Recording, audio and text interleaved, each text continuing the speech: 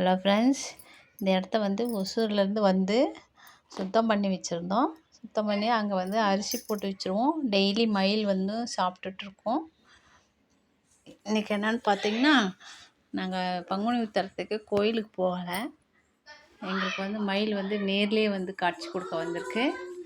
ரயானும் ரியானும் கத்திட்டு இருந்தாங்க, அம்மாச்சி மயில் தோகை விரிச்சிருச்சுன்னு. நான் சொல்லிட்டு இருந்தேன், போய் வீடியோ எடு தம்பி, வீடியோ எடுங்கன்னு சொன்னேன். அவங்க வந்து எடுத்துகிட்டு இருந்தாங்க. முகத்தை காமிக்கலையேன்னு புலம்பிட்டு இருந்தாங்க 2 பேரும். அப்படியே அழகாக திரும்புது பாருங்கள், முகத்தையும் காமிச்சிருச்சு. நீங்கள் கோயிலுக்கு போக வேண்டாம், நாங்கள் உங்களுக்கு நேர்லேயே வந்து காட்சி கொடுக்குறேன்னு வந்து முருகர் காட்சி கொடுத்துட்டாரு. மயிலெல்லாம் பாருங்கள், பெண் மயிலெலாம் மேலே நின்றுட்டுருக்குது, பார்த்துக்கிட்டு இருக்குது. வெளியிலையும் ஒரு 10 மைல் பக்கம் வந்துடும். டெய்லியும் 10-15 மைல் வந்துடும்.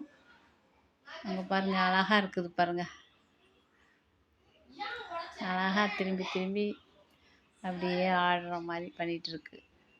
மயில் ஆடிட்டு இருக்குது பாருங்கள். டெய்லி வந்து சாப்பிட்டுட்ருக்கோம். அரிசி போட்டு வச்சுருவோம் அந்த இடத்துல. டெய்லி வந்து சாப்பிட்டுட்டு போவோம்.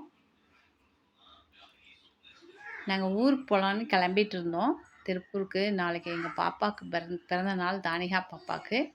அதனால் ஊருக்கு போகிறக்காக கிளம்பிட்டு இருந்தோம். கோயிலுக்கு போக முடியாமல் போச்சு. மலை கோயில், முருகன் கோயில். அங்கே நல்லா விசேஷமாக இருக்கும். அங்கே போய் கூட வீடியோ எடுக்கிறதுக்கு டைம் இல்லை. சரி, ஊருக்கு வரணும்னு சொல்லிட்டு இன்றைக்கி பாப்பாவுக்கு பிறந்த நாள்ட்டு கோயில் பக்கமே போக முடியல. இங்கே பாருங்கள், நிறையா மயில் நிற்கிது பாருங்கள். இங்கே மயில் நிற்கிது, மேலே 2 மயில் நிற்கிது, அந்த சைடு வெளியே 2-3 மயில் நின்றுட்டுருக்கு. தோகை வந்து விரிச்சது, க்ளோஸ் பண்ணிடுச்சு. இந்த வீடியோ பிடிச்சிருந்ததுன்னா லைக் பண்ணுங்கள், ஷேர் பண்ணுங்கள், சப்ஸ்கிரைப் பண்ணுங்கள், பெல் ஐக்கானை கிளிக் பண்ணுங்கள். தேங்க்யூ ஃபார் வாட்சிங். அடுத்த வீடியோவில் பார்க்கலாம்.